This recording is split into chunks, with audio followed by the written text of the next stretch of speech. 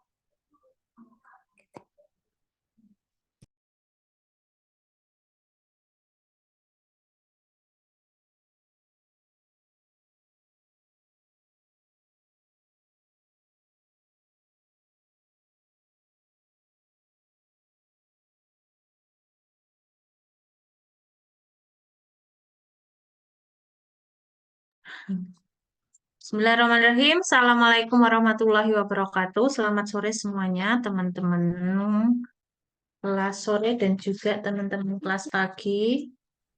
Waalaikumsalam warahmatullahi wabarakatuh. Waalaikumsalam warahmatullahi wabarakatuh. Salam warahmatullahi wabarakatuh.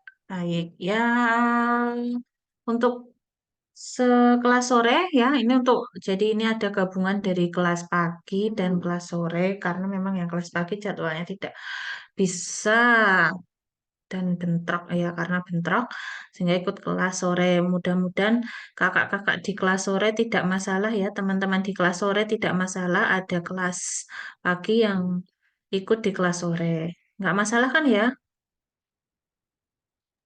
Nggak apa-apa, Bu. Ya, baik teman-teman kelas sore mungkin sebelumnya belum pernah ketemu Bu Arta, jadi ya, untuk farmakologi dasar seperti biasa itu akan diampu oleh Bu Arta dan Bu Ismi. Bu Ismi akan masuk setelah UTS dan Bu Arta nanti sampai dengan UTS ya sebanyak 7 kali pertemuan seperti biasanya. Nah untuk farmakologi dasar itu kita akan membahas tentang obat-obat antibiotik, antivirus, dan antifungi seperti itu. Nah, untuk pertemuan 2 dan ketiga akan kita isi dengan presentasi. Nah, untuk presentasi peraturannya nanti silahkan setiap mahasiswa karena ini kan 8 topik ya, sementara kelas sore ada 7 mahasiswa, nanti silahkan masing-masing mempresentasikan hasil tugasnya gitu ya, tugas yang telah dibuat dipresentasikan. Nah, seperti yang sudah Bu Arta sampaikan untuk penilaiannya seperti itu.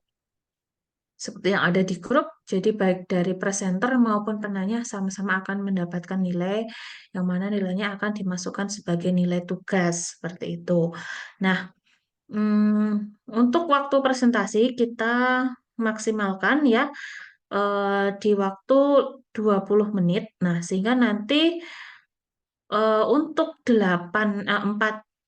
4 kelompok itu maksimal 80 menit. Nah, kita ada waktu 100 menit sudah dikurangi sekitar 20 menit, jadi mudah-mudahan bisa cukup ya nanti waktunya. Dan nanti untuk setiap kelompok di penanyanya maksimal 2 orang saja ya. Untuk itu silahkan baik presenter dan pendengar atau pemirsa gitu ya, silahkan untuk memberikan penampilan yang terbaiknya ya. Mau yang presenter mempresentasikan dengan baik, yang penanya juga menanyakan hal-hal yang terkait gitu ya.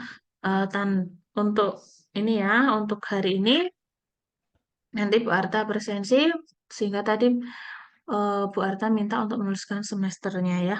Nah, biar nggak berlama-lama untuk kelompok penisilin, siapa yang akan presentasikan penisilin?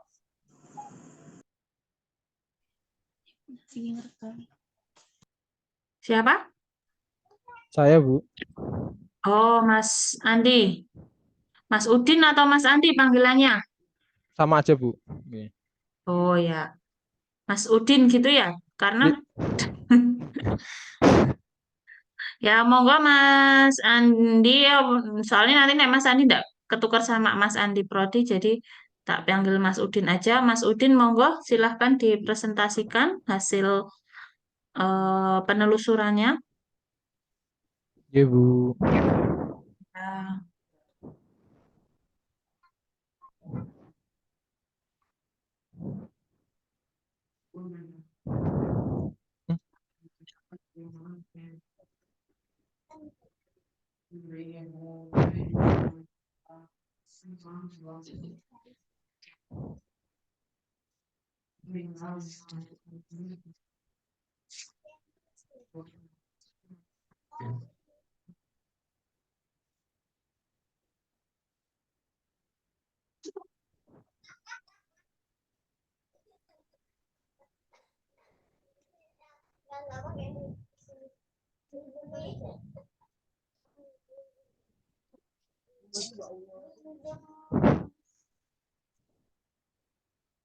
Ya.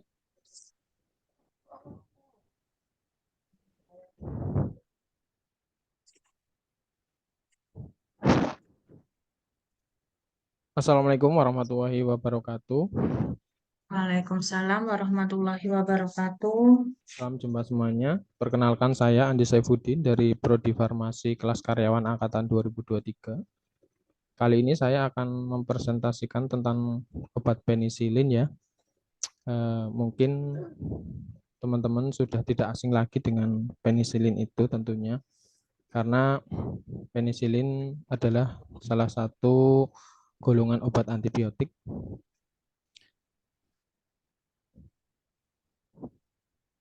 Ya, berdasarkan daya kerjanya, penisilin termasuk dalam golongan bakterisida, yaitu suatu efek yang disebabkan oleh antibakteri, sehingga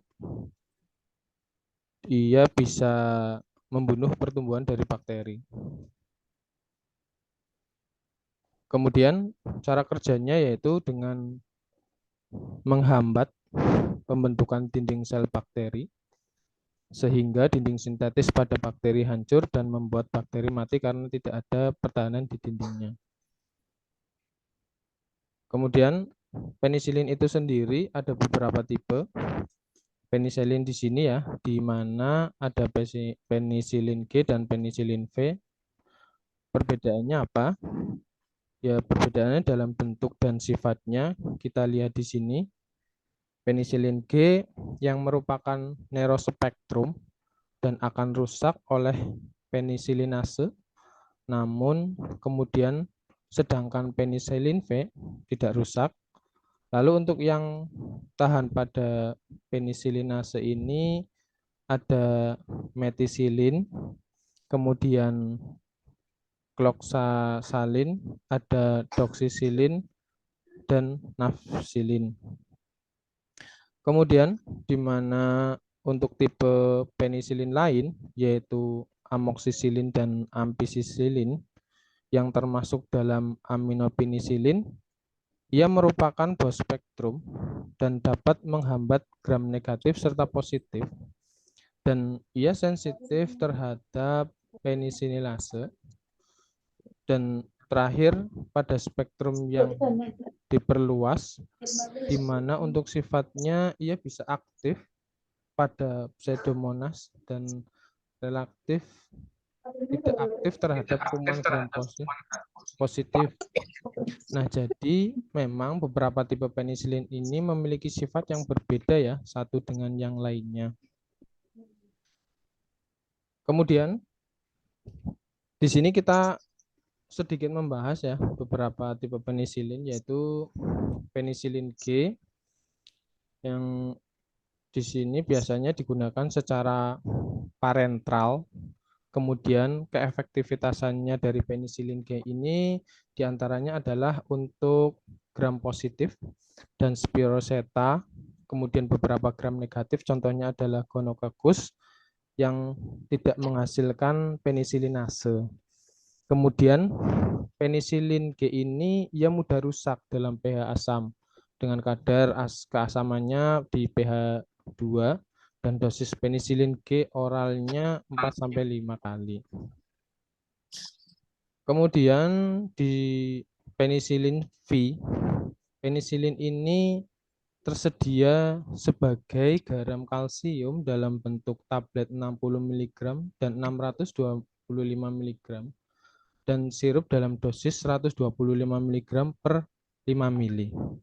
Memiliki spektrum yang sama dengan penisilin G, namun perbedaannya dengan penisilin GI ini ia relatif tahan terhadap asam, tetapi 30% pecah di saluran cerna bagian atas sehingga tidak sempat diabsorpsi ya.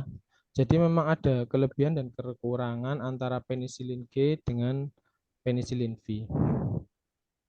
Kemudian kita lanjut, ada golongan yang lain yaitu ampicillin yang masih tentang penisilin, di mana sediaannya itu berbentuk oral, bisa bentuknya tablet, kemudian kapsul, bubuk suspensi, sirup, dan bahkan suntik.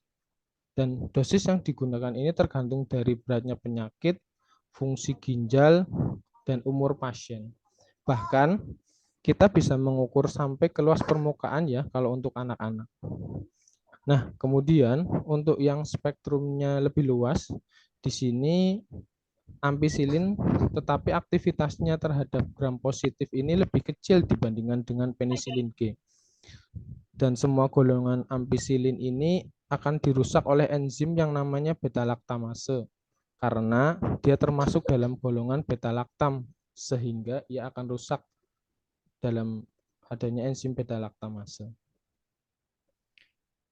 Nah, kemudian di sini ada amoksisilin ya, sediaannya contohnya ada kapsul, kemudian tablet, dan efektivitasnya ia hampir sama dengan ampicillin, hanya saja ia kurang efektif terhadap bakteri Shigellosis yang menyebabkan bakteri Shigella. Kemudian penggunaan klinik penisilin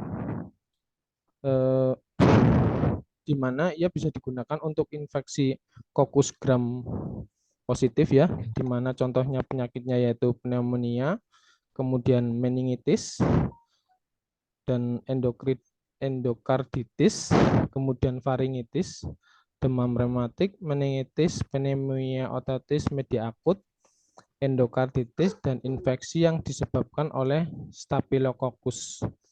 Dan juga untuk penggunaan pengobatan infeksi Coccus gram negatif yaitu meningococcus, kemudian infeksi gonococcus sifilis, actinomycosis. Dan untuk yang gram positif itu ada difteri, kemudian Clostridia, dan penyakit antrak. Untuk yang batang gram negatif Salmonella, kemudian Shigella haemophilus influenza, ISK yang disebabkan oleh E. coli, kemudian Pasteurella. Jadi, kenapa ada batang, ada kokus? Nah, itu adalah dilihat dari bentuk bakteri ya. Nah, kita tahu bakteri yang kita kenal itu ada beberapa bentuk. 3 utamanya itu adalah batang, bulat, dan flagel. Nah, jadi ada yang bentuknya kokus atau bulat, kemudian batang atau basil, dan ketiga adanya bentuknya flagel. Kemudian untuk efek sampingnya dari penisilin ini, yang pertama memungkinkan adanya reaksi alergi, kemudian ada shock anafilaktik dan reaksi toksis serta iritasi lokal. Kemudian bisa jadi adanya perubahan biologis. Nah, itu salah satu golongan penisilin. Kemudian untuk kontraindikasinya, hipersensitif atau riwayat reaksi alergi berat terhadap amoxicillin atau laktam lainnya.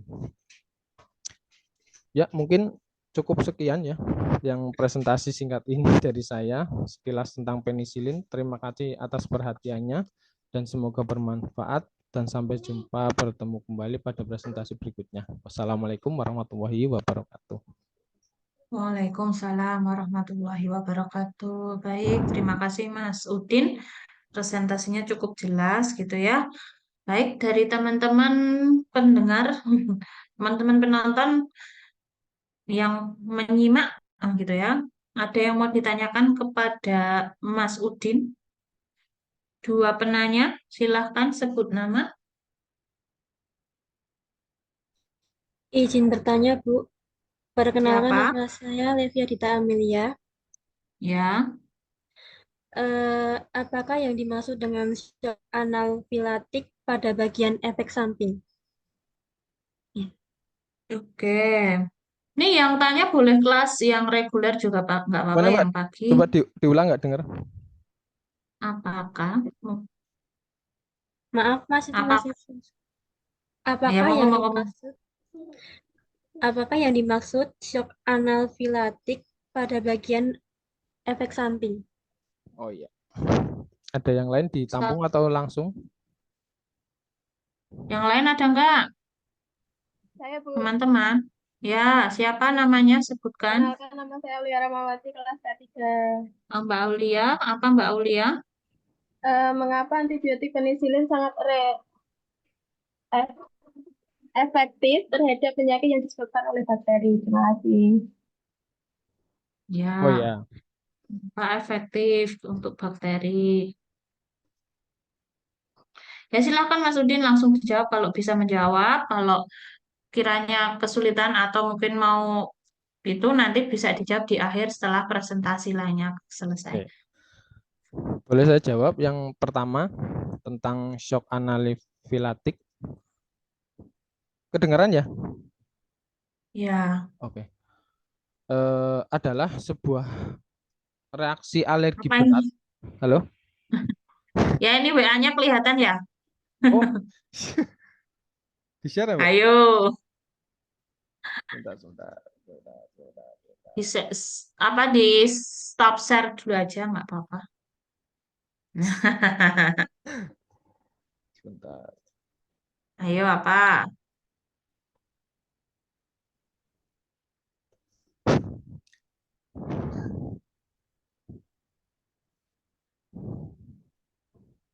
Sudah kedengaran nggak, Bu?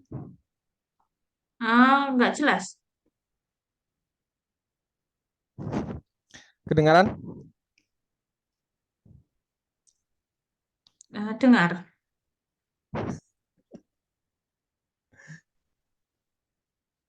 Saya jelaskan yang shock anafilaktik nggih.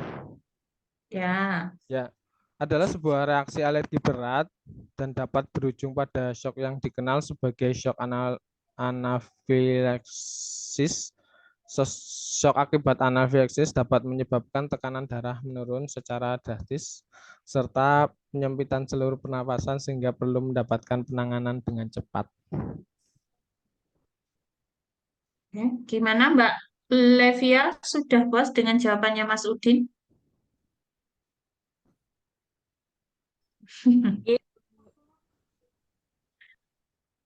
Ya, lanjut Mas Udin. Yang nomor 2 kira tadi apa? Kenapa penisilin sangat efektif untuk mengobati bakteri, untuk Ya, mengobati membunuh bakteri? betul. Karena mekanisme kerja penisilin itu sendiri sebagai antibiotik bekerja dengan menghambat sintetis dinding sel ya, yang termasuk bakterisid yang dengan kurvanya membunuh pertumbuhan bakteri.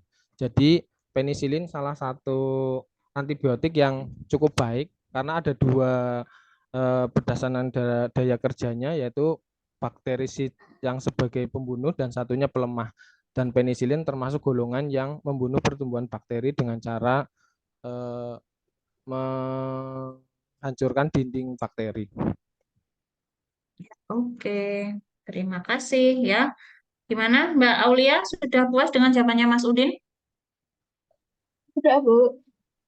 Oke, ya. Oke, selanjutnya untuk mempersingkat waktu, kelompok 2, Mbak siapa dari topik cephalosporin? Saya, Bu. Oke, Mbak Indah. Mbak Indah, tolong di share Sebentar, screen, Bu. bisa mulai ya. Ini yang tanya boleh kelas pagi juga boleh ya, nggak apa-apa ya teman-teman kelas sore ditanya kelas pagi.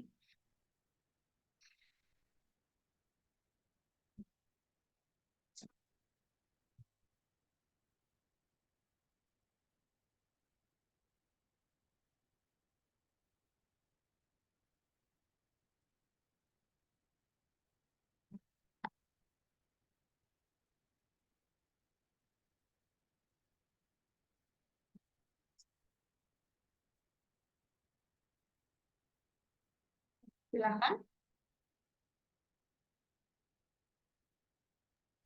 Ya. Assalamualaikum warahmatullahi wabarakatuh. Waalaikumsalam warahmatullahi wabarakatuh. Kenalkan, saya Indah dari kelas K3 2023 ingin mempresentasikan tentang cephalosporin. Oke, cephalosporin.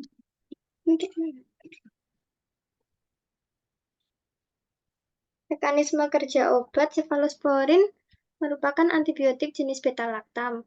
Cephalosporin bekerja dengan cara menghalangi proses pembentukan dinding sel dan mengaktifkan enzim autolitik untuk menghancurkan dinding sel bakteri. Gimana? Ada yang menggema ya? Oh, nah, kirain Ibu tadi yang ngomong. Bukan. Tolong teman-teman ditutup dulu ya, bocor-bocor. Mekanisme kerja obat. Cephalosporin merupakan antibiotik jenis beta-laktam. Cephalosporin bekerja dengan cara menghalangi proses pembentukan dinding sel dan mengaktifkan dinding autolitik untuk menghancurkan dinding sel pada bakteri. Nah, dengan cara tersebut, antibiotik cephalosporin dapat membunuh bakteri.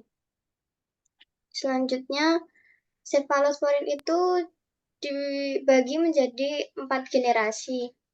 Generasi pertama itu contoh obatnya ada cefadroxil yang paling sering kita temui. Yang kedua ada cefazolin, cefalexin, dan cefradin. Generasi 2 cefaclor, cefotetan, cefositin, dan cefuroxim. Dan generasi ketiga itu ada cefixim, cefotaxim, cefodoxim, dan ceftriaxone. Dan generasi keempat ada cefipim. Kontraindikasi pada cephalosporin adalah yang pertama, hipersensitif pada antibiotik cephalosporin atau golongan beta-laktam yang lain. Maka sebelum penggunaan antibiotik cephalosporin ini bisa dilakukan sepintas terlebih dahulu. Yang kedua, kontraindikasi pada pasien yang memiliki riwayat hipersensitif terhadap mereka. Karena mungkin ada reaktivitas silang. Hati-hati pada pasien yang didokumentasikan hipersensitif pada antibiotik beta-laktam yang lain. Yang ketiga, antibiotik oral sistemik tidak boleh diberikan pada pasien dengan septikemia, shock, atau memiliki riwayat penyakit berat yang lain. Efek samping yang terjadi itu yang pertama, reaksi hipersensitif dan dermatologi. Contohnya shock, urtikaria, atau gatal-gatal. Yang kedua, pada saluran cerna itu biasanya terjadi nyeri lambung, diare, rasa tidak enak pada lambung, dan konstipasi atau sembelit. Terus yang ketiga, efek pada ginjal, disfungsi ginjal, dan toksik nefropati. Ini ada Iya. beberapa contoh obatnya dari golongan 1 sampai golongan 4 berbentuk, ada yang kapsul, ada yang tablet. Sekian presentasi dari saya, ada pertanyaan atau? Ibu izin bertanya. Ya, silahkan. Mbak Latifah. Iya. Perkenalkan, nama saya Latifah Koelnisa, NIM 23484 Pak 008. Izin bertanya ya Ibu. Ya, Mbak Indah, di bagian apa ya tadi?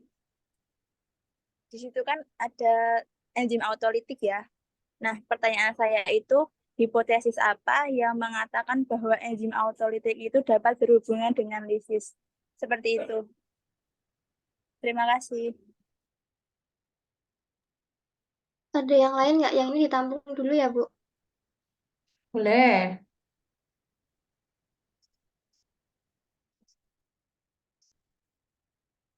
Terus, ada lagi yang mau tanya?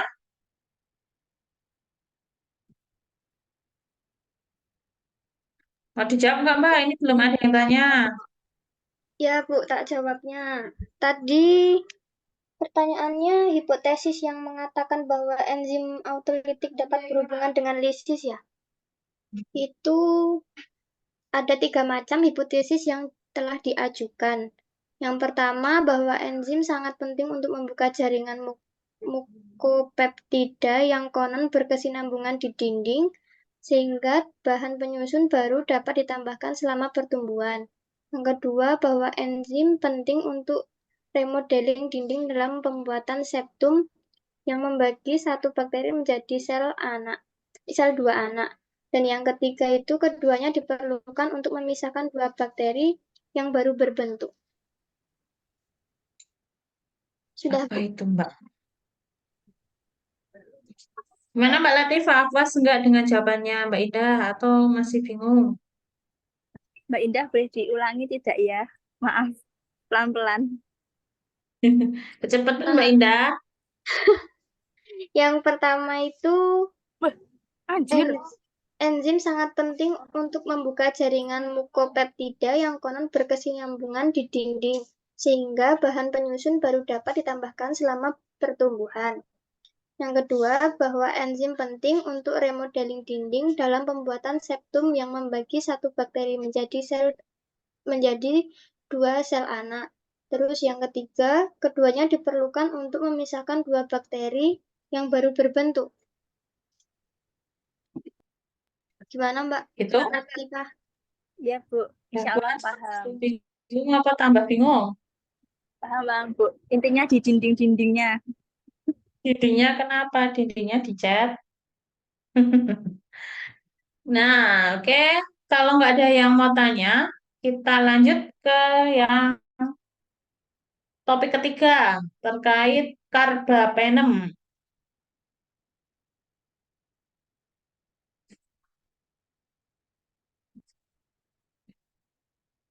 Siapa yang mau presentasi? Mbak Latifah? Saya Bu Aulia. Oh, Aulia. Oke, Mbak Aulia silahkan Mbak Aulia.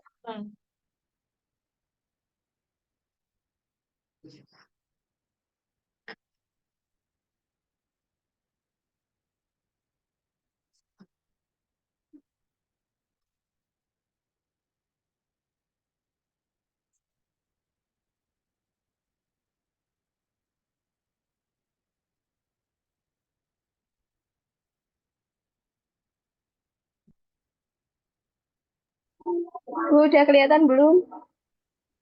Belum, masih di folder, di jendela folder.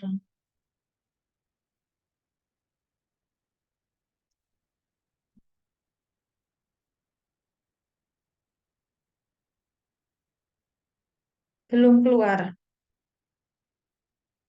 Teman-teman, apakah sudah muncul PowerPoint-nya? Kalau di tempatnya Bu Belum, Bu. Arta belum, belum ya? Belum. Belum. Ya. Belum, Ibu. Mungkin itu anunya presenter view atau apa? Dibuat yang jangan presenter view aja. Atau buka PDF-nya.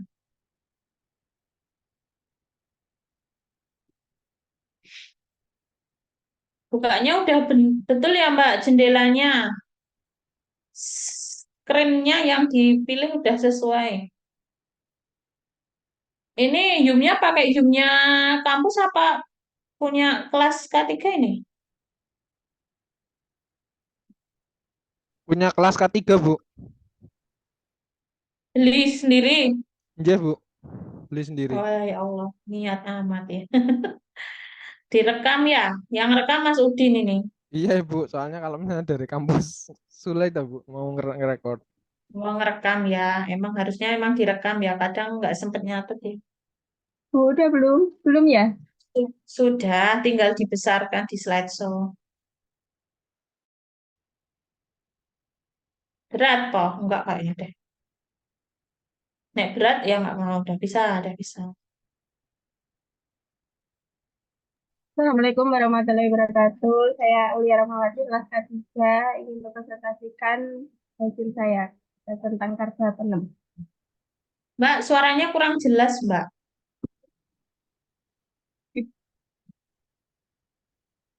Sekarang Ibu udah jelas ya? Nah, udah lumayan.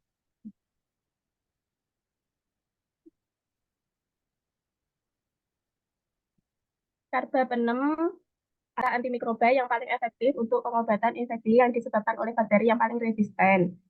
Karba penem termasuk dalam kategori beta-lactam yang mencakup penisilin, cefalosporin, monobactam, dan karbapenemnya sendiri itu. Antimikroba golongan ini memiliki spektrum aktivitas yang luas dibandingkan kebanyakan antibiotik beta-lactam lainnya dan paling efektif melawan bakteri gram positif dan gram negatif. Oleh karena itu, karbapenem biasanya digunakan sebagai antibiotik pilihan terakhir. Mekanisme kerja obatnya, karbapenem beta-lactam bekerja dalam sintesis dinding sel bakteri yang dihambat dengan mengikat beberapa protein pengikat penisilin. Lalu langkah transpeptidase akhir akan dihambat dari sintesis peptidoglikan di dinding sel bakteri. Bermetabolisme melalui hidrolisis enzim beta-lactamnya oleh dehidropeptidase 1 menjadi metabolit enzim terbuka yang secara mikrobiologis tidak aktif. Pengeluarannya melalui urin kisaran 70% dan feses 1% dengan paruh waktu kurang lebih 1 jam. Jenis obatnya ada beberapa macam. Ada meropenem, ertapenem, doripenem, emipenem dengan natrium ilastatin. Toksisitas karbapenem sendiri 20% pasien mengalami sakit perut mual muntah. 1,5% pasien menderita kejang dalam dosis tinggi. Pembengkakan dan nyeri pada area suntikan, nyeri dada, detak jantung lebih tepat, sulit bernafas atau sesak nafas, pusing atau sakit kepala, penurunan kesadaran, bahkan hingga koma, kulit atau bibir kebiruan, hilang keseimbangan, kebingungan atau kegelisahan. Kontraindikasinya mengurangi konsentrasi serum asam valproat dan peningkatan Clostridium pada pasien bedah. Terima kasih. Ada pertanyaan? Silahkan yang mau bertanya siapa untuk kelompok untuk topik karbapenem. Ibu boleh bertanya lagi. Boleh stop share dulu, boleh di stop share dulu.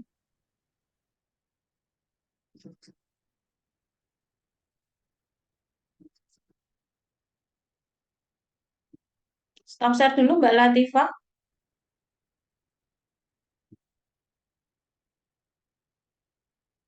Nah, monggo yang kok Mbak Alif, Mbak Latifah, Mbak Aulia, Mbak Latifah monggo Mbak Latifah. Iya, Ibu. Mbak Aul izin bertanya ya, Mbak Aul. Apa yang dimaksud dengan bakteri gram positif? Terus contoh bakterinya itu apa saja dari gram positif tersebut dan mengapa bisa disebut bakteri gram positif apa kandungan yang mengatakan hal demikian. Seperti itu, Ibu. Ya, langsung Apa dijawab, Mbak? Mbak. Apa Mbak? Tolong ulangin. Iya. Apa yang dimaksud dengan bakteri gram positif? Terus contoh bakterinya itu apa saja? Dan mengapa bisa disebut dengan bakteri gram positif? Kandungan apa yang mengatakan hal demikian? Itu Mbak Aul. Oke. Ya, Bu. Ini langsung dijawab, Bu. Iya, silakan.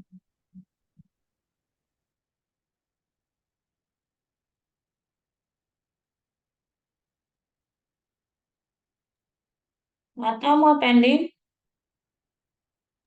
Pending dulu ya, Bu. Ada pertanyaan lain nggak?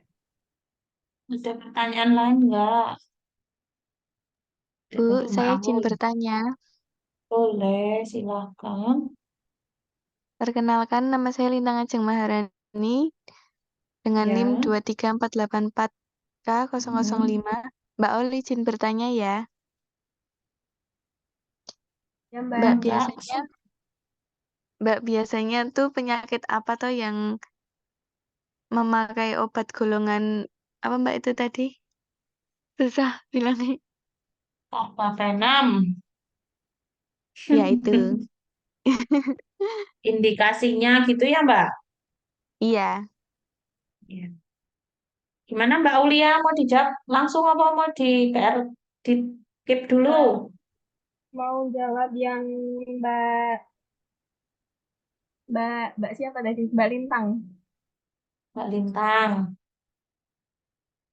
Yang indikasi karbapenem. Tuh, Ya, penyakit apa saja? ya, Bu. Penyakit yang sering dialami pasien yang menerima karbapenem meliputi si pneumonia atau si paru-paru sakit paru-paru kemerahan itu, infeksi kulit sama infeksi saluran kemih. Itu. Gimana? Baik, Mbak Ol. Ya, Bu, sudah. Jadi kayak ISK gitu ya, Mbak? Yang saluran kemih itu. Iya. Baik, terima kasih. Eh, Untuk jawabannya dah. Mbak Latifah tadi apa yang dimaksud dengan bakteri gram positif? Menurut Medical News Today, gram positif jenis bakteri yang mempertahankan zat warna kristal violet saat proses pewarnaan gram sehingga tampak berwarna ungu di bawah mikroskop. Untuk contoh bakterinya, Staphylococcus sama Clostridium. Terus, eh, mengapa bisa disebut bakteri gram positif? Karena mempunyai struktur dinding sel yang terdiri dari satu lapisan peptidoglikan yang tebal dan keras, serta asam teikoal yang mengandung alkohol dan fosfat. Maka dari itu, bakteri gram positif lebih tahan terhadap dengan zat warna violet tadi. Kandungan yang mengatakan hal demikian karena dinding sel bakteri sebagai warna ungu atau biru. Sedangkan bakteri gram negatif tidak mempertahankan warna kristal violet saat pewarnaan gram sehingga akan berwarna merah.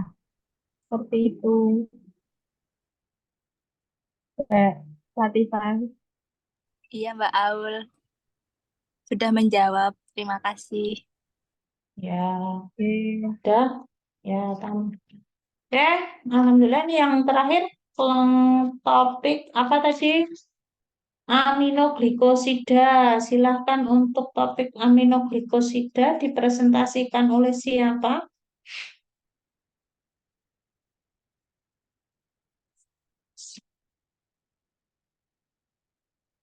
Halo, halo, siapa Saya, yang Bu. mau presentasi? Hah, Levia? Iya, Bu. Oke, Mbak Levia, mangga, mangga, mangga, sok atuh.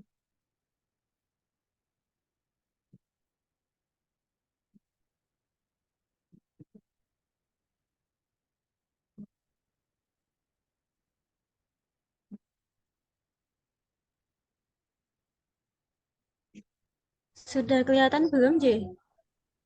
Sudah, tinggal di slideshow dibesarkan.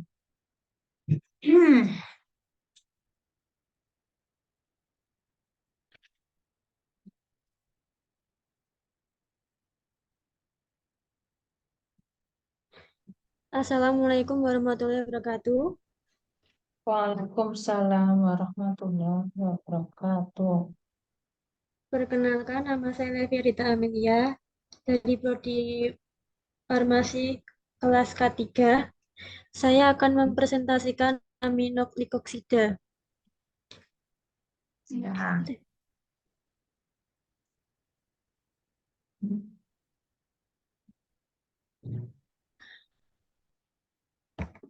Mekanisme aminoglykoksida bekerja dengan cara mengganggu proses pembentukan protein yang membangun dinding sel bakteri.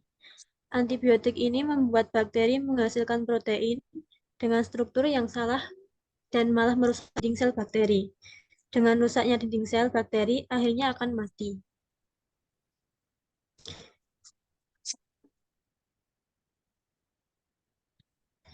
Indikasi dari aminoglykoksida adalah untuk pengobatan penyakit yang disebabkan oleh infeksi bakteri aerob gram negatif, misalnya Pseudomonas, Acinetobacter, dan Enternobacter. Antibiotik golongan ini, misalnya streptomycin, berguna untuk pengobatan penyakit TBC, meskipun saat ini penggunaan untuk ini relatif jarang karena alasan toksisitas dan ketidaknyamanan saat pemberian. Secara umum, antibiotik ini digunakan untuk terapi infeksi serus pada saluran pencernaan, infeksi saluran kemih, dan infeksi pada saluran pernafasan.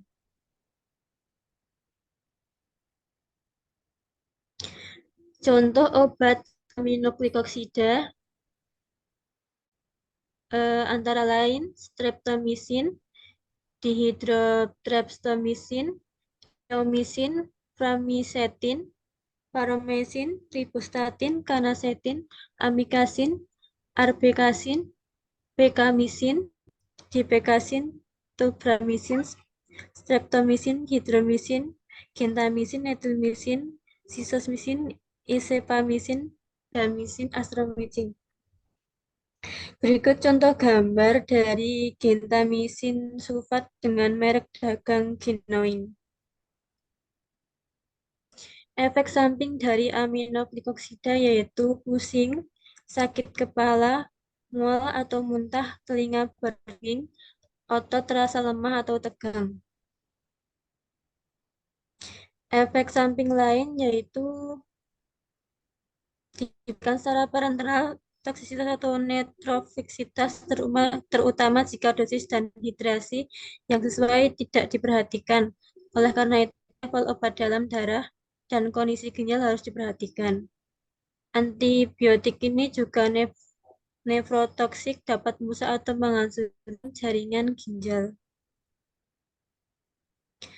Kontraindikasi dari aminoglykoksida yaitu sebaiknya tidak diberikan pada pasien miastenia gravis karena dapat memperburuk kondisi pasien tersebut. Pemberian antibiotik aminoglykoksida pada pasien penderita penyakit mitokondria dapat mengakibatkan terjadinya gangguan terjemahan mtDNA. Jangan memberikan antibiotik golongan ini pada penderita gangguan pendengaran, gangguan organ jantung, dan ginjal. Sekian presentasi dari saya. Apakah ada pertanyaan? Ya, silakan teman-teman pertanyaan. Bu, mau tanya. Teman-teman. Ya. Siapa ini, Mbak Indah? Ya. Saya Indah Hapria dari kelas K3, izin bertanya, Mbak Levia. Ya, Boleh di stop share, Mbak. Di stop share dulu aja. Kunci, Bu. Tadi kan ada bilang toksisitas dan ketidaknyamanan. ya. Nah, itu tuh toksisitas dan ketidaknyamanan apa yang menyebabkan antibiotik golongan ini jarang digunakan untuk pengobatan TBC? Oh ya. Toksisitas Apa Mbak boleh diulang? Ada Mas, Toksisitas dan kenyamanan apa yang membuat ketidak antibiotik itu tuh jarang digunakan untuk pengobatan TBC? yang Oh ya. streptomycin tadi, Mbak. Oh Kenapa iya. kok menimbulkan ketidaknyamanan dan toksisitasnya apa tadi? Maksudnya gimana gitu ya, Mbak Indah? Ya, Bu, betul. Yang Eh, kedua, mau dijawab dulu atau ada yang mau tanya dulu, Mbak? Boleh, kalau ada yang mau tanya dulu aja Bu. boleh bertanya? Ada lagi nggak yang mau tanya? Boleh bertanya? Siapa? Ada yang mau tanya? Nggak ada. Ya udah, Mbak Evia langsung. Mau tanya, Bu? Oh, tanya. Nggak ada Lah, yang- suaranya kecil. Mas Udin. Bisa Silahkan, dijelaskan Mas nggak? Udin. Bisa dijelaskan nggak, Mbak, cara kerja gentamisin sama neomisin? Perbedaannya di mana? Oh iya. Cara kerja apa? Gentamisin, Gentamisin sama neomisin. Oh, neomisin. gentamisin sama neomisin. Ya, silahkan. Ya bentar nih Bu.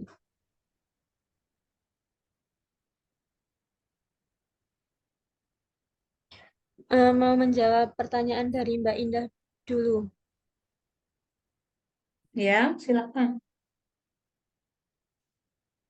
Jarang digunakan untuk pengobatan TBC ya tadi Mbak. Iya. Karena terdapat gangguan vestibular dan nefrotoksisitas. Oke, terus Eh, terkait dengan vestibular toksisitasnya ya ini. iya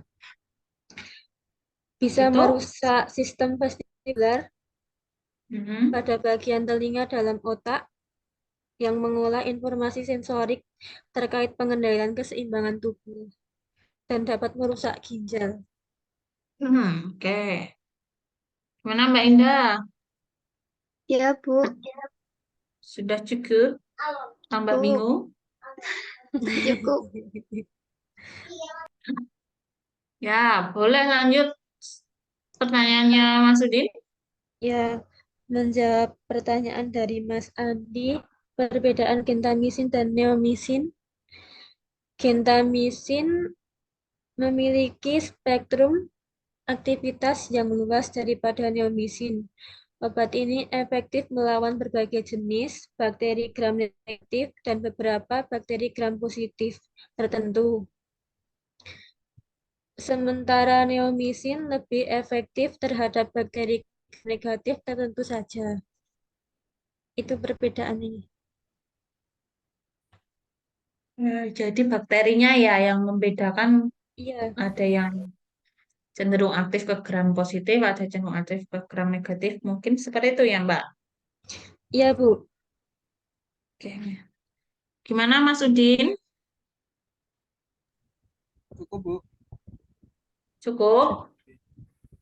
Oke, beri aplaus untuk semuanya ya yang sudah presentasi seperti ini.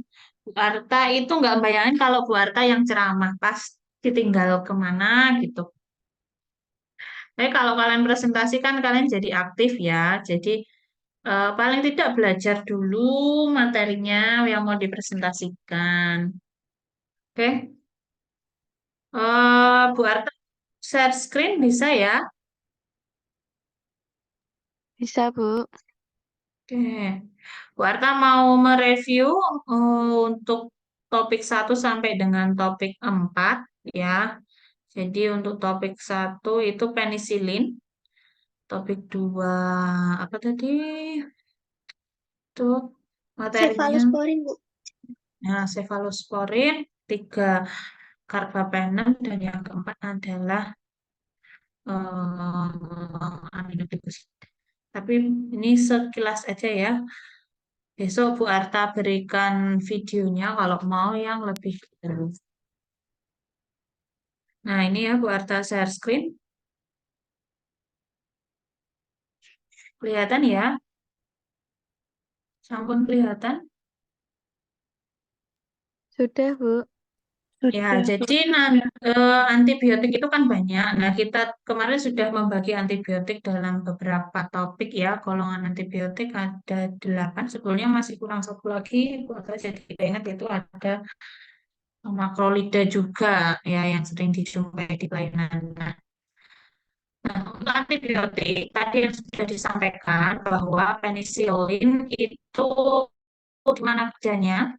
Ya, ada penisilin, ada karbapenem, ada cefalosporin itu merupakan antibiotik yang punya struktur kincing beta laktam. Sehingga antibiotik golongan ini itu disebut sebagai antibiotik beta laktam ya. Seperti apa sih antibiotik beta laktam? Oh ya, yang seperti apa? Nah, struktur kincing beta laktam seperti ini ya. Jadi pada penisilin itu mesti ada struktur helik ini, cincin namanya aja cincin, jadi bentuknya mesti melingkar ya. Ini pada penisilin, kemudian ini pada cefalosporin, monokaptam, dan karbapenem. Nah, sebetulnya golongan beta-laktam itu ada 4 golongan antibiotik, yaitu penisilin, cefalo, dan karba, dan monokaptam. Cuma yang monokaptam tidak ikut masukkan dalam dari perolehan karena memang di POM juga di blueprint itu tidak disampaikan. Nah, apa sih yang menjadi persamaan dari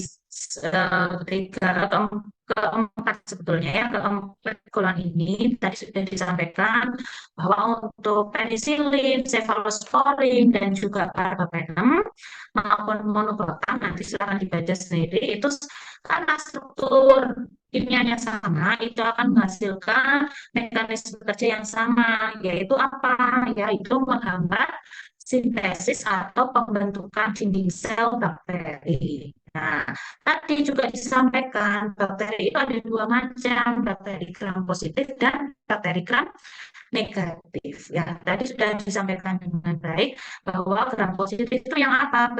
Bakteri gram positif itu adalah bakteri yang dinding selnya itu mengandung lapisan peptidoglikan yang cukup tebal, sehingga ketika diberikan pewarnaan cat itu akan menghasilkan warna ungu atau biru ke ungu ya. Kemudian kalau bakteri gram negatif itu tidak dicat itu negatif, artinya tidak akan menghasilkan warna biru keunguan ya.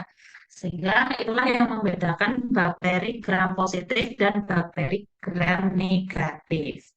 Nah, terkait dengan dinding sel, jadi memang bakteri itu akan disusun ya, disusun dari dinding sel sebagai benteng pertahanan ya si bakteri, sehingga ketika struktur dinding sel ini rapuh ya, karena apa? Karena pembentukan lapisan-lapisan dinding sel ini dirusak oleh antibiotik beta-laktam, maka bakteri itu akan lisis atau pecah ya. Tadi sudah disampaikan dengan baik bahwa di sana dinding selnya akan lisis ya, sehingga dinding selnya akan rapuh sehingga bakterinya akan lisis. Nah, maka dari itu untuk golongan beta-laktam dia menghambat sintesis dinding sel bakteri yang mana menyebabkan lisis atau pecahnya sel bakteri, maka membuat bakteri itu mati ya. Sehingga golongan beta-laktam itu mempunyai sifat sebagai bakterisida. Tadi ada yang nanya ya, bakterisida itu adalah sifatnya bisa mematikan bakteri ya. Nah, kemudian ya, tadi ya di poin pertama apa yang disebut sebagai shock anafilaksi sudah ya. Jadi hampir semua golongan beta-laktam itu akan ya, rentan menyebabkan reaksi alergi. Nah, reaksi alergi itu ada macam-macam ya, ada yang sifatnya ringan, sifatnya cepat atau rapid maupun tertunda ya, delayed hypersensitivity ya. Kalau yang ringan yang mild gitu ya, mild itu biasanya ditandai dengan apa gatal-gatal gitu ya, bentol-bentol gitu ya, kemudian ya bengkak gitu ya, pembengkakan atau kita sebut sebagai angioedema, misalnya bibirnya bengkak mukanya lebam seperti lebam-lebam, itu namanya angioedema. Kenapa? Karena pembuluh darahnya melebar ya. Kemudian ada tadi ya urtikaria, nah atau gatal-gatal ya kita sebut sebagai urtikaria kalau bahasa medisnya ya, urtikaria gatal-gatal atau rash bahasa Inggris itu kemerahan ya, merah. Nah itu yang ringan. Nah kalau yang moderat ya mungkin severe ya, yaitu nanti kalau seluruh berarti moderat. Kalau severe atau berat itu contohnya apa tadi, shock anafilaksis ya, shock anafilaksis maupun ada Stephen Johnson syndrome SJS ya. Kalau shock anafilaksis itu ditandai dengan apa namanya aja shock. Shock itu berarti ngapain sih? Pasien kalau shock itu ngapain? Ada yang tahu? Shock,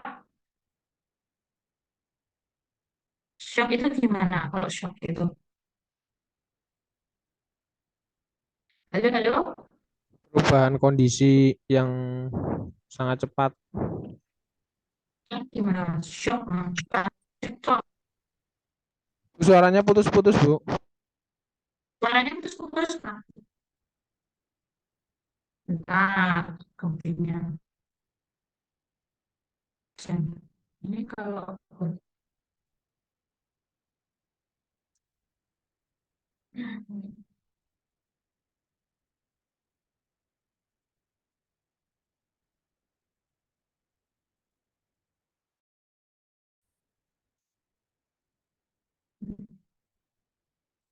ya sudah lebih jelas. Shock anafilaksis ya. Shock anafilaksis itu kondisi tadi ya, apa? Pingsan ya namanya shock itu ya, pingsan. Kenapa pingsan? Karena satu tekanan darahnya drop ya dari yang normal menjadi di bawah 70 biasanya ya. Kemudian pada shock anafilaksis itu juga ada pembengkakan atau inflamasi di sekujur apa ya, di bagian mungkin di tubuh ya, bisa di permukaan tubuh ya, di kulit, ataupun yang berbahaya kalau pembengkakan atau inflamasinya itu terjadi di bagian dalam, di organ dalam, misalnya pernapasan. Sehingga kalau shock anafilaksis itu bisa fatal gitu ya, bisa menimbulkan kematian ketika saluran nafasnya tersumbat akibat pembengkakan pada saluran pernapasan, yaitu di tenggorokannya terjadi inflamasi. Kemudian juga bisa ditandai awalnya bisa dengan gejala mual muntah. Jadi shock anafilaksis itu bisa diawali dengan mual muntah. Jadi reaksi alergi itu juga bisa berbentuk mual muntah.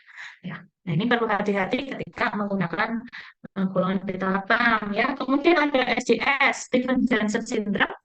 Nah, kemarin ada yang ini nggak ngikutin beritanya Kartika Putri, ada nggak? Iya, Bu. Yang mukanya Kenapa tuh? Apa?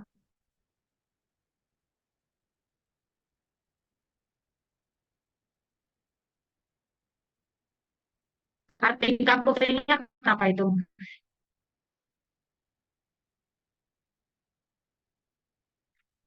Kartika Putrinya kenapa? Melepuh gitu ya? imunnya.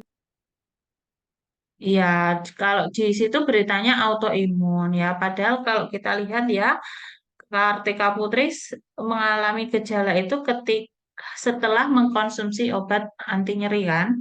Berarti artinya kemungkinan dia mengalami namanya alergi obat.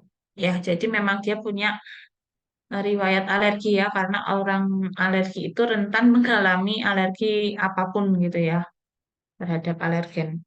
Nah, itu jadi alergi obat itu salah satunya adalah Stephen Johnson syndrome ya, tak terkecuali ya penisilin ini juga bisa menyebabkan Stephen Johnson syndrome. Ya, ditandai dengan apa? Kulitnya melepuh-melepuh ya. Untung si Kartika Putri itu masih awal jadi masih bisa tertolong. Kalau nggak tahu fatal ya, karena melepuhnya itu nggak cuma di permukaan kulit ya, tetapi juga di lapisan mukosa tubuh, ya, misalnya di mulut, di kerongkongan, di saluran cerna dan sebagainya. Ya, sehingga nanti kalau sampai organ dalamnya juga kena bisa fatal juga gitu ya. Di Stevens-Johnson syndrome seperti itu. Nah, kemudian tadi ya kita masuk ke apa? Oh, penisilin dulu. Jadi penisilin itu merupakan antibiotik yang spektrumnya luas, broad spektrum, yang mana dia menghambat gram positif dan gram negatif. Bu, gimana sih ngecekinnya gram positif dan gram negatif? Itu Bu Ata selalu pakai jembatan keledai ya. Kalau gram positif itu adalah bakteri-bakteri yang menyebabkan infeksi pada daerah perut ke atas. Sementara untuk bakteri gram negatif itu adalah bakteri-bakteri yang menyebabkan infeksi pada perut ke bawah. Dan juga kalau gram negatif itu adalah bakteri yang menyebabkan infeksi rumah sakit atau kalau dulu dibilang sebagai infeksi nosokomial ya. Nah, bakteri gram positif itu apa sih gitu ya? Perut ke atas ya, berarti bakteri yang menyebabkan infeksi-infeksi saluran pernafasan seperti itu ya. Jadi tadi ada Streptococcus, Streptococcus pneumonia, terus apa ya tadi Staphylococcus. Nah, Staphylococcus itu di kulit ya. Di kulit itu bakterinya adalah Staphylococcus aureus ya, dia gram positif gitu ya. Kemudian tadi kenapa efektif untuk antibakteri penisilin ya? Ya memang karena dia itu ya cukup luas spektrumnya, bisa gram positif dan gram negatif. Cuma kelemahannya kalau gram positif itu nanti dia kalau spektrum luas itu rentan ini ya, rentan mengalami resistensi ya. Kemudian golongan penisilin itu memang banyak diberikan saat apa? Saat kondisi perut kosong ya, karena penisilin itu absorpsinya dipengaruhi oleh adanya makanan ya. Kapan itu perut kosong? Ada yang bisa menjawab? Mbak siapa ya? Mbak Levia ada. Bisa nggak? Perut kosong tuh kapan tuh Mbak Levia? Bagaimana, Bu? Perut kosong itu kapan? Ketika minum obat, eh, minum obat dengan perut kosong itu kapan? Eh, 2 jam ya, Bu? 2 jam 2 jam kapan? sebelum sebelum makan, setelah atau sebelum 2 makan. jam setelah atau sebelum makan? Ya, ada yang punya pendapat beda? 2 jam setelah makan, Bu. Berapa? 2 jam setelah makan. 2 jam setelah makan Atau 1 jam sebelum makan. ya.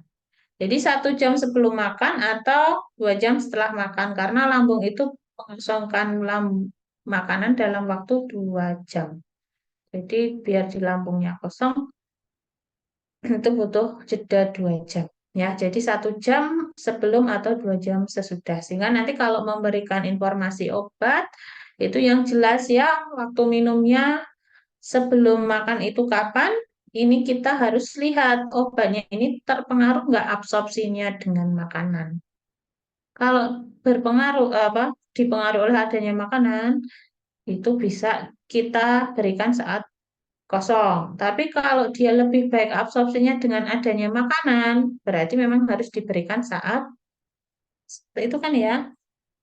Kemudian yang tadi ya cefalosporin ya, jadi sudah masuk cefalosporin. Jadi untuk efek samping jelas ya, dia efek sampingnya adalah alergi, sebagian besar menimbulkan reaksi alergi, terutama yang memiliki hipersensitivitas.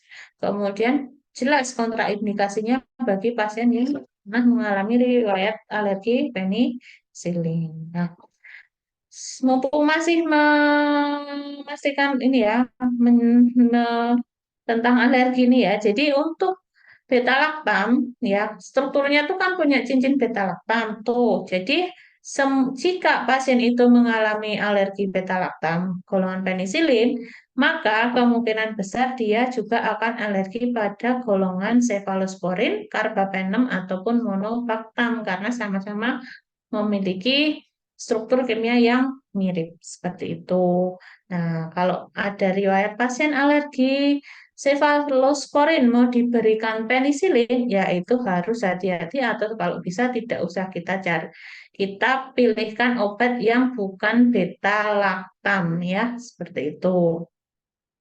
Itu disebut sebagai cross hipersensitivitas atau hipersensitivitas silang.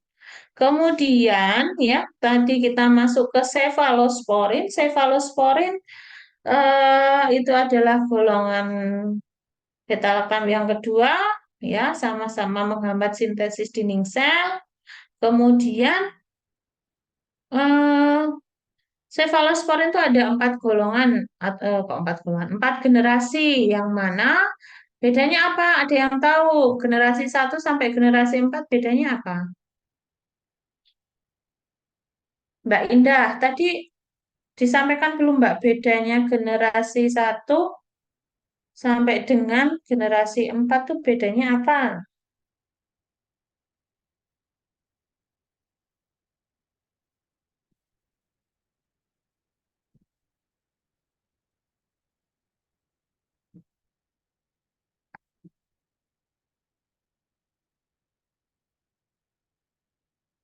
Halo,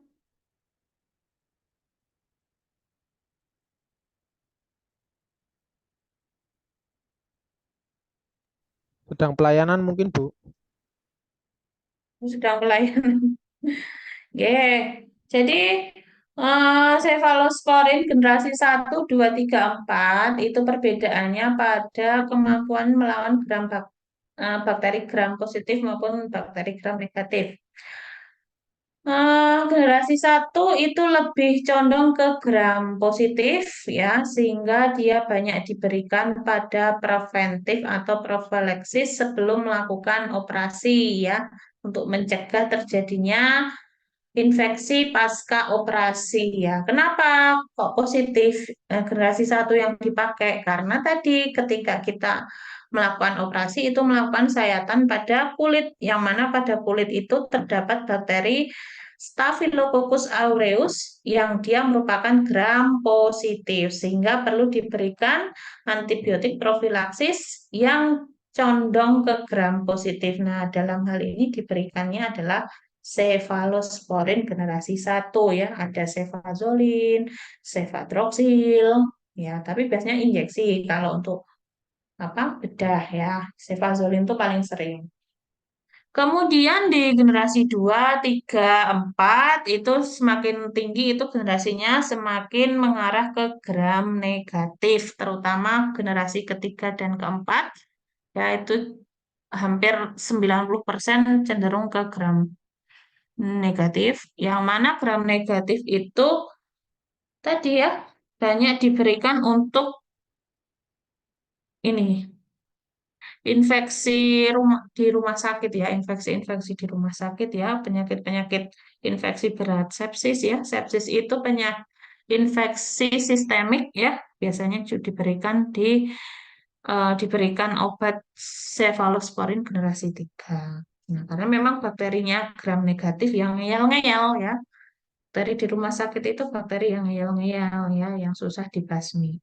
Karena dia sudah beradaptasi dengan penggunaan antibiotik di rumah sakit seperti itu.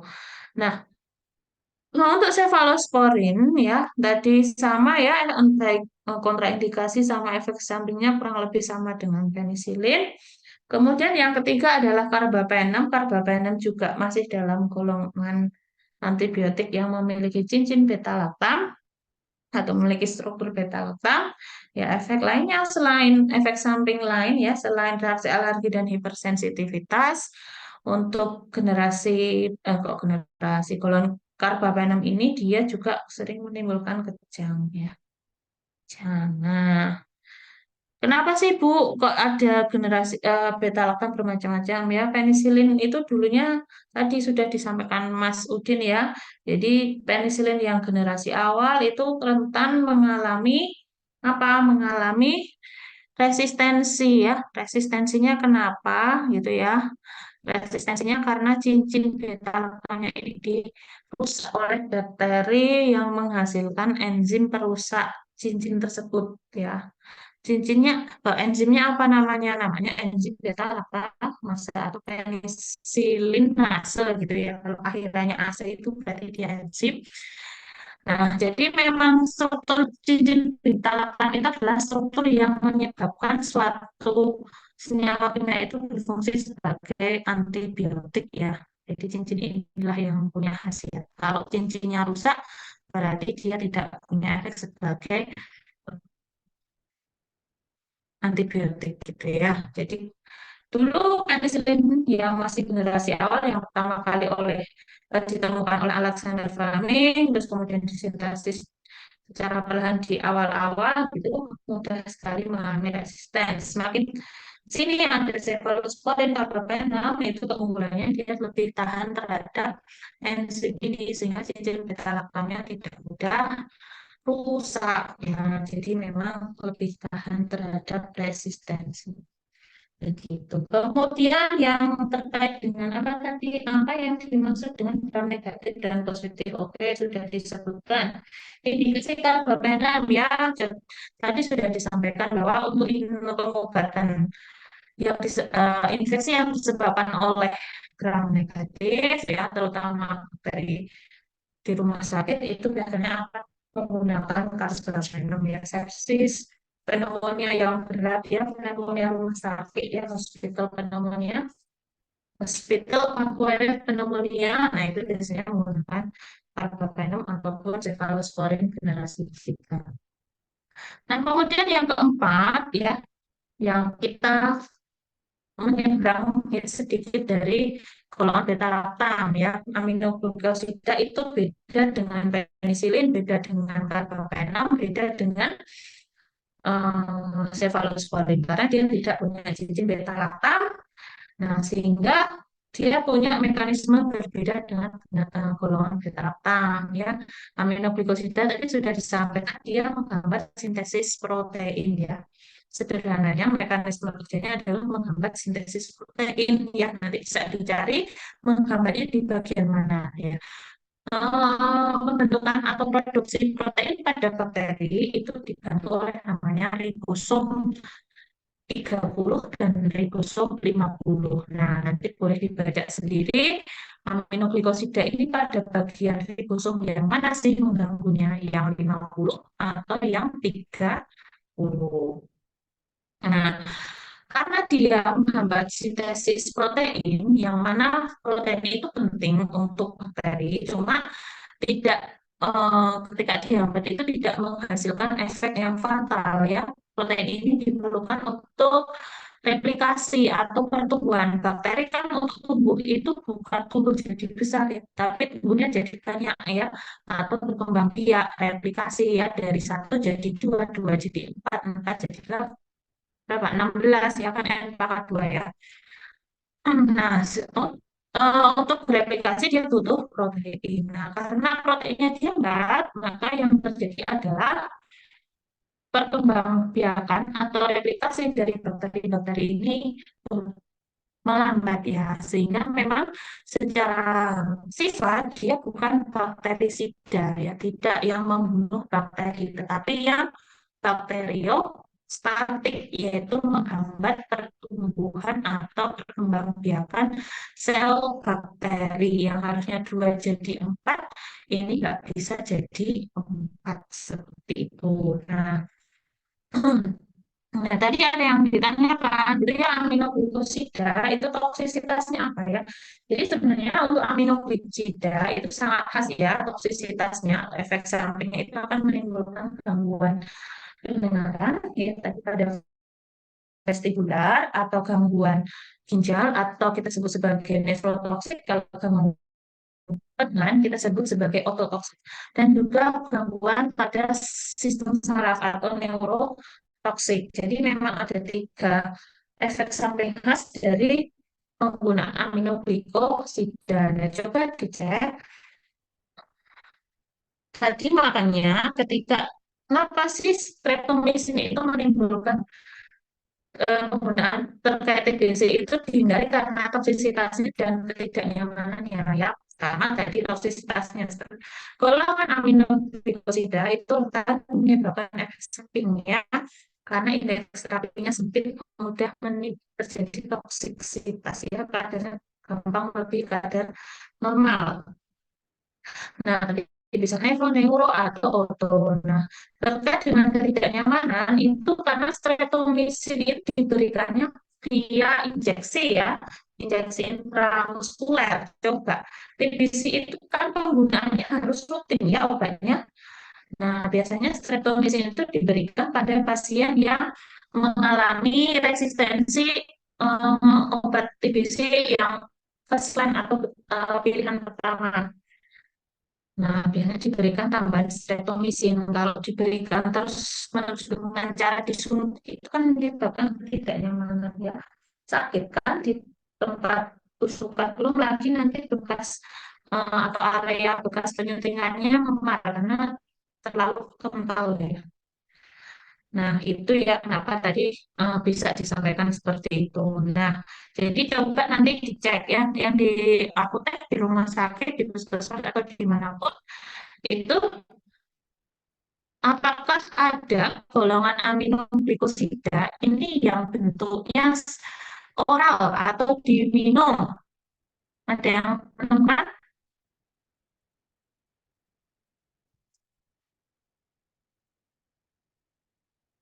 Halo?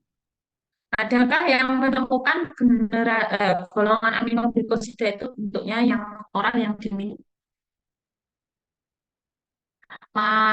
Siapa ya? Ini Mbak siapa ya tadi ya? Mbak Lintang atau Mbak Indah? Iya, Bu. Apakah adakah golongan kok generasi terus ya? Golongan aminoglikosida ini yang bentuknya oral. Jadi yang empat tuh Mbak Levia. Mbak Levia tadi yang presentasi. Ada nggak Mbak bentuknya yang oral, Mbak Levia? Ya, Bu. Mbak Levia kemana? Ada Ya, nggak yang bentuknya oral? mungkin ada ya, Bu. Mungkin ada. Nanti Belum dicek pernah ya. lihat. Yang ada tuh cuma 1 neomisin tapi nggak tahu ada nggak di Indonesia. Neomisin itu oral cuma dia nggak diserap ya, nggak bisa diserap ya, cuma kayak karbon aktif itu loh, cuma ada di perut nggak lari kemana-mana. Jadi aminoglikosida itu nggak ada yang bentuknya oral karena dia absorpsinya ya, proses absorpsi dari saluran cerna menuju peredaran darah itu sangat buruk sehingga tidak ada produsen yang membuat aminoglikosida ini menjadi bentuk oral. Semuanya diberikannya bentuk injeksi atau topikal parenteral atau topikal. Makanya streptomycin ya bentuknya injeksi, nggak ada yang bentuknya oral. Ya, kalau diberikan terus-menerus itu ya tidak nyaman lah gitu ya. Kemudian cara kerja tadi gentamisin sama neomisin ya kurang lebih untuk mekanisme kerja sama, cuma coverage apa ya, area apa ya, kemampuan untuk mengcover atau aktivitasnya itu mungkin agak beda sedikit. Ini ada yang mungkin cenderung ke gram positif, ini ada yang cenderung ke gram negatif. Tetapi secara cara kerja, mekanisme kerja itu sama ya, menghambat sintesis protein seperti itu ya. Sehingga sifat yang dimiliki oleh aminoglikosida adalah bakteriostatik seperti itu. Nah, pas 7 atau sudah lebih 10 menit ya. Oke, sampai sini ada yang mau ditanyakan atau masih kurang jelas?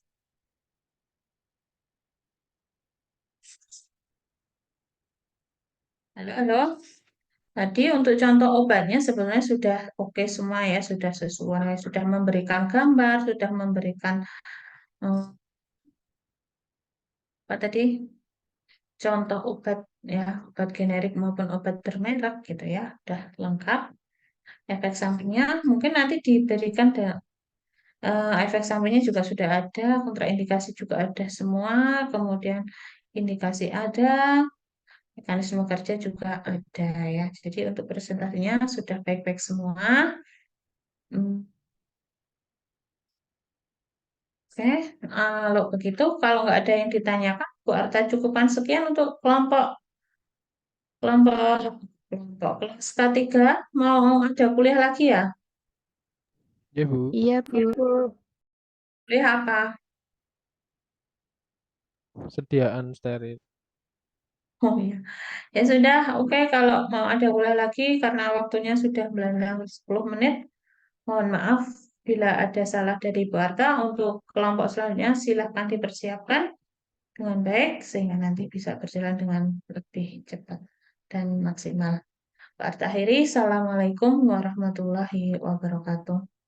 Waalaikumsalam Waalaikumsalam warahmatullahi warahmatullahi wabarakatuh. Terima kasih, Terima kasih, Bu. Bu. Terima kasih, Bu. Ya, ya izin live ya.